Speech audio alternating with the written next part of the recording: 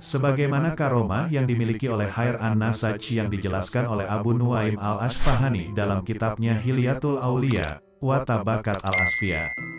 Dari sebuah riwayat yang bersumber dari kabar Al-Hasan bin Ja'far, dan Al-Hasan bin Ja'far mendapatkan kabar tersebut dari Abdullah bin Ibrahim al-Jurairi. Bahwasanya Abu al-Khair ad-Dailami pernah berkata, ketika aku sedang duduk dengan Khair an-Nasaj, ada seorang wanita yang menemuinya. Wanita tersebut lalu berkata, berikanlah kerudung yang aku titipkan kepadamu. Baik, jawab an-Nasaj dengan singkat. An-Nasaj kemudian memberikan kerudung kepada sang wanita yang menemuinya. Dan sang wanita lalu bertanya, berapa harganya? 2 dirham, jawab an-Nasaj. Wanita tersebut kemudian berkata, pada saat ini, aku tidak mempunyai apa-apa. Aku juga telah mendatangimu berkali-kali, akan tetapi aku tidak pernah melihatmu. Besok insya Allah aku akan kembali untuk memberikan bayarannya kepadamu.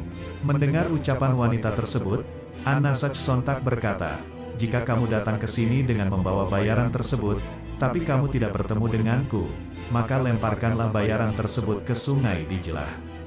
Jika aku sudah kembali, aku akan mengambilnya.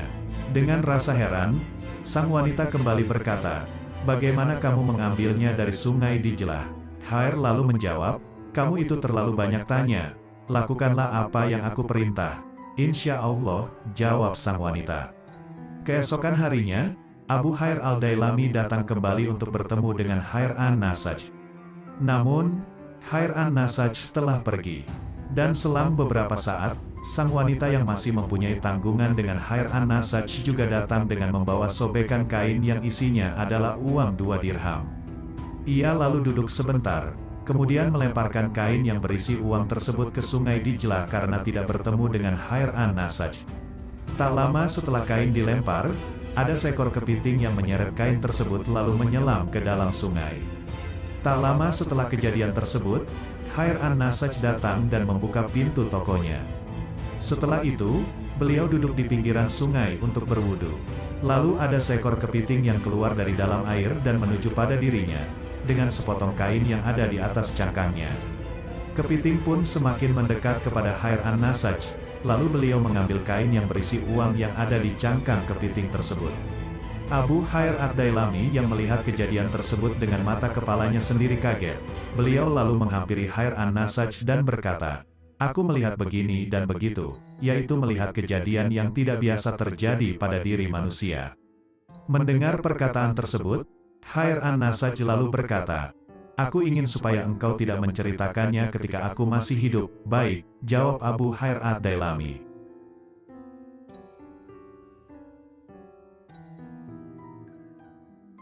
Ali al-Harakani, nama lengkapnya Ali bin Ahmad al-Harakani. Sementara itu di dalam catatan kitab Kasifu al-Mahjub namanya adalah Ali bin Ja'far. Al-Harakani di belakang namanya dinisbatkan pada tempat kelahirannya, Kampung Harakan, daerah pegunungan di Bistam. Ali al-Harakani juga dikenal dengan Abu al-Hasan al-Harakani, yang merupakan nama kunyahnya. Perihal tahun kelahirannya, mengatakan Ali al-Harakani lahir di tahun 352 Hijriah. Sementara tahun wafatnya, di dalam Kasifu al-Mahjub disebutkan bahwa Ali al-Harakani wafat pada 425 Hijriah. Masih dalam catatan Kasifu al-Mahjub, diinformasikan Ali al-Harakani merupakan murid dari Abu al-Abbas al-Kasab dan hidup sezaman dengan Abu Ali al-Dakak, Abu Abdurrahman al-Sulami, dan Abu Said al-Mihani. Selain belajar kepada Abu al-Abbas al-Kasab, Ali al-Harakani juga dikatakan merupakan murid dari Abu Yazid al-Bistami, dikatakan juga al-Bustami, padahal keduanya tidak hidup sezaman. Kedua sufi ini mempunyai hubungan spiritual yang sulit diterima nalar. Tersebab itulah corak kesufian Ali al-Harakani banyak dipengaruhi Syekh Yazid al-Bistami. Lebih lanjut ihwal hubungan Ali al-Harakani dengan Abu Yazid al-Bistami ini, Fariduddin al-Attar pernah menceritakan bahwa Abu Yazid al-Bistami memiliki kebiasaan setiap tahunnya menziarahi makam syuhada di Dihistan. Untuk sampai ke Dihistan, Abu Yazid dan rombongannya harus melewati Harakan. Setiba di Harakan, Abu Yazid berhenti seraya mengendus. Para sahabatnya lalu bertanya ihwal yang terjadi pada Abu Yazid. "Apa yang kau lakukan Syekh Abu Yazid?" tanya beberapa sahabatnya. "Aku mencium di daerah ini harakan akan ada seorang tokoh bernama Ali dan memiliki kunyah Abu Al-Hasan," jawab Syekh Abu Yazid. Padahal saat itu Ali Al-Harakani belum dilahirkan ke dunia. Pada kisah yang lain dikatakan, setiap kali pulang dari menziarahi makam Abu Yazid, Ali Al-Harakani selalu berjalan mundur dari Bistam menuju Harakan. Itu tak lain karena Ali Al-Harakani amat menghormati Syekh Abu Yazid. Ali Al-Harakani tak mau membelakangi makam Syekh Abu Yazid. Di balik kisah-kisah spiritual mistiknya, Ali Al-Harakani juga pernah mengalami peristiwa yang unik namun tetap tidak mengurangi kespiritualitasannya. Berikut kisahnya. Suatu hari Abu Said Al-Mihani datang kepada Ali Al-Harakani. Dikatakan bahwa Abu Said Al-Mihani adalah sufi yang cukup kaya dan serba berkecukupan. Sementara itu Ali Al-Harakani menjalani hidupnya dengan laku prihatin. Rupa-rupanya keduanya berkeinginan untuk bertukar nasib satu sama lain. Keduanya lalu sepakat dan saling rangkul. Atas izin Allah, keinginan kedua sufi ini pun menjadi kenyataan. Abu Said Al-Mihani menjalani hidupnya dengan laku prihatin, setiap malam tersungkur dan menangis. Sementara Ali Al-Harakani sepanjang hari hidupnya diwarnai ringkikan tawa, ia menari ke sana kemari. Hingga pada suatu ketika Ali Al-Harakani tak kuat menjalani kehidupan seperti itu. "Wahai Syekh Abu Said Al-Mihani, aku menginginkan keadaanku seperti yang dulu, penuh keprihatinan dan kesedihan. Aku tak kuat menjalani hidup penuh kegembiraan semacam ini. Karena bagiku kesedihan jauh lebih baik dari segala kegembiraan yang ada di dunia ini," tutur Ali Al-Harakani kepada Abu Said Al-Mihani. Keduanya sepakat, kemudian saling rangkul sebagaimana dilakukan saat tukar nasib yang telah keduanya lakukan sebelumnya. Atas izin Allah, kehidupan keduanya kembali seperti semula.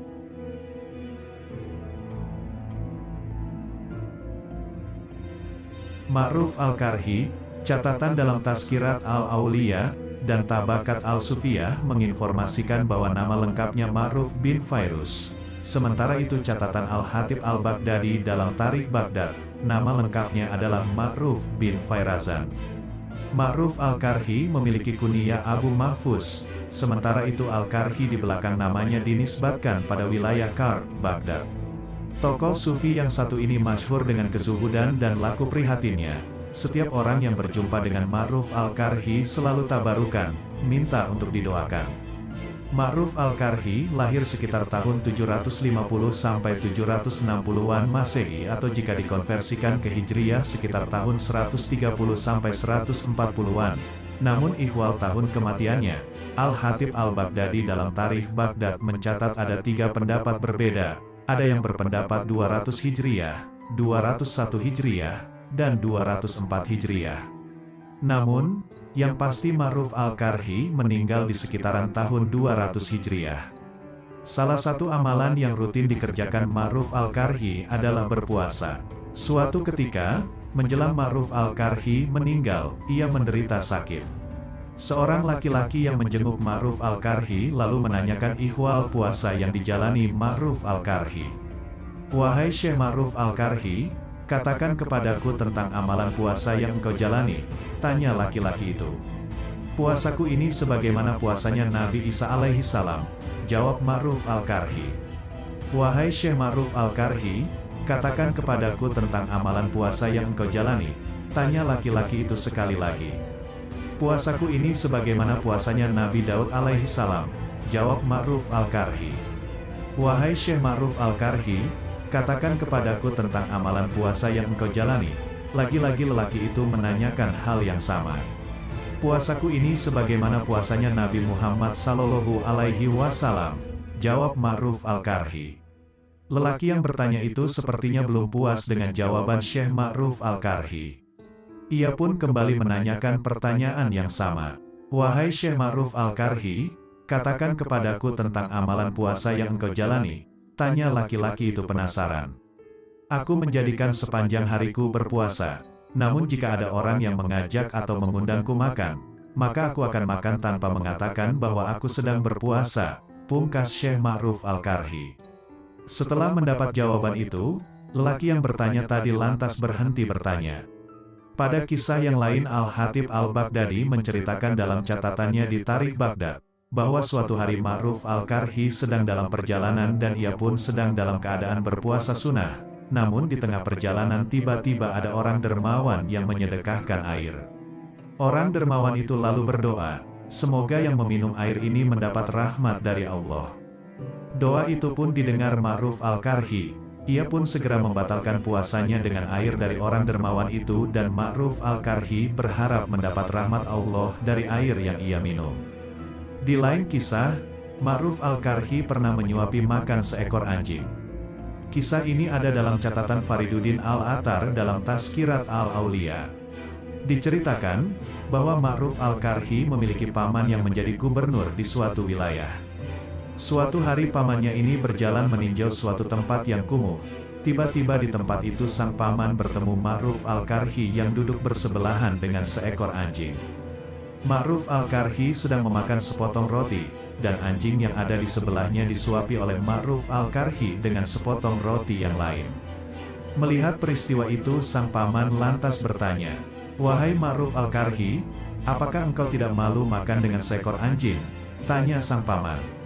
Tanpa menjawab pertanyaan sang paman, Ma'ruf Al-Karhi lalu mendongakkan kepalanya ke langit. Ia melihat seekor burung yang terbang di langit.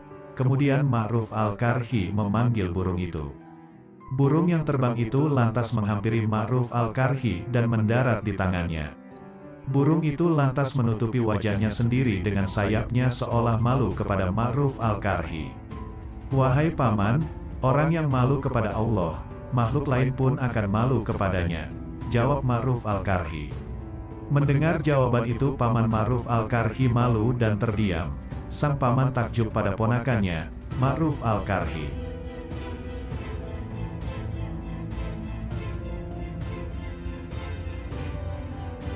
Abu Ali Al-Dakak, nama lengkapnya Hasan bin Muhammad bin Ali. Sufi ini hidup di abad 4-5 Hijriah, di belakang namanya tersemat Al-Naisaburi yang dinisbatkan pada kota tempat Abu Ali Al-Dakak berasal dan bermukim. Wafat pada 405 Hijriah, ada juga pendapat yang menyebutkan bahwa Abu Ali Al-Dakak meninggal di tahun 412 Hijriah. Catatan Fariduddin Al-Attar mengatakan bahwa Abu Ali Al-Dakak, kamilan fi ilmi al-tarikati wal hakikati, pengetahuannya mendalam sekali dalam ilmu tarikat dan hakikat. Ia juga dikenal sebagai seorang mursyid, pendakwah, dan ahli tafsir. Abu Ali Al-Dakak tercatat sebagai murid dari Ibrahim Al-Nasrabazi. Selain itu Abu Ali Al-Dakak juga berguru kepada beberapa ulama besar Naisabur. Sebagai seorang sufi, Abu Ali Al-Dakak juga memiliki murid. Salah seorang muridnya adalah Abul Qasim Abdul Karim bin Hawazin bin Abdul Malik bin Talhah bin Muhammad Al-Kusyairi Al-Naisaburi Al-Syafi yang lebih masyhur dengan Imam Kusyairi, mualif kitab Risalah Al-Kusyairiyah. Sebagai seorang murid dari Ibrahim Al-Nasrabazi, Abu Ali Al-Dakak termasuk murid yang hormat sekali kepada gurunya itu. Bahkan Abu Ali Al-Dakak pernah berkata, "Aku tidak pernah sowan berkunjung kepada Ibrahim Al-Nasrabazi kecuali aku mandi dahulu sebagai tanda penghormatanku kepadanya." Dalam catatan Fariduddin Al-Attar, murid Syekh Abu Ali Al-Dakak, Imam Kusyairi, pernah menceritakan bahwa suatu hari ada pemuda mendatangiku dalam keadaan menangis sesegukan. Penasaran dengan keadaannya, aku pun lantas menanyainya. "Mengapa kau menangis?" tanya Imam Kusyairi. "Kemarin aku bermimpi seolah terjadi kiamat, kemudian aku ditakdirkan masuk ke dalam neraka. Lantas saat di neraka aku berkata kepada malaikat, 'Jangan tempatkan aku di neraka, aku ini pernah hadir di majlis Syekh Abu Ali Al-Dakak.' Malaikat itu lalu bertanya, 'Kau hadir di majlis Syekh Abu Ali Al-Dakak?' 'Iya,' sahutku. Malaikat itu pun lalu menyuruhku masuk surga." Cerita pemuda itu sambil terus menangis. Pada kisah yang lain diceritakan bahwa Syekh Abu Ali Al-Dakak memiliki tetangga yang kaya raya. Tetangganya itu adalah seorang saudagar. Suatu hari saudagar kaya raya itu sedang sakit. Sebagai tetangga yang baik, Syekh Abu Ali Al-Dakak lalu menjenguk saudagar itu dan menanyakan keadaannya. "Sakit apa yang sedang kau alami?" tanya Syekh Abu Ali Al-Dakak. "Semalam waktu aku bangun tidur, Aku berniat ingin wudhu untuk melaksanakan salat malam. Beberapa saat kemudian aku terpeleset dan punggungku sepertinya terkilir. Kini aku juga terserang demam tinggi, jawab saudagar itu mengisahkan. Engkau ini sudah kaya, ibadah yang lebih manfaat bagimu itu menyedekahkan hartamu, dan memberi makan orang yang lapar, bukan sibuk salat malam yang manfaatnya untuk dirimu sendiri. Aku berbicara begini bukan berarti melarangmu salat malam, hanya saja kau melupakan ibadah yang manfaatnya lebih besar yang seharusnya kau lakukan, terang Syekh Abu Ali Al-Dakak menasehati tetangganya yang kaya raya itu. Berikut quote sufistik dari Syekh Abu Ali Al-Dakak, jika mencari ilmu itu wajib, maka mencari kebenaran ilmu itu lebih wajib.